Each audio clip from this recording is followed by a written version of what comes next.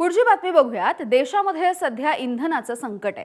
पंतप्रधान नरेंद्र मोदींनी इंधनाच्या बचतीचं आवाहन अगदी सगळ्यांना देशवासियांना केलंय। मात्र त्यानंतर अनेक नेत्यांनी या आवाहनाला प्रतिसाद दिला, काटकसर सुरू केली। मात्र शिवसेनेचे मंत्री संजय राठोड यांना पंतप्रधान मोदींच्या आवाहनाचा काहीसा विसरच पडलाय। वाशिम मधल्या एका दौऱ्यासाठी संजय राठोड हे चक्क हेलिकॉप्टरने आले। यावेळेला राठोड यांच्या ताफ्यामध्ये 20 ते 25 गाड्या होत्या।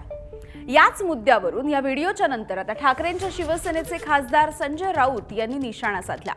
पंतप्रधान नरेंद्र मोदी यांच्या आणि मुख्यमंत्री देवेंद्र फडणवीसांच्या आदेशाला हरताळ फासणार असतील तर अशा नेत्यांना बडतर्फ करावं, असं संजय राऊत यांनी म्हटलंय।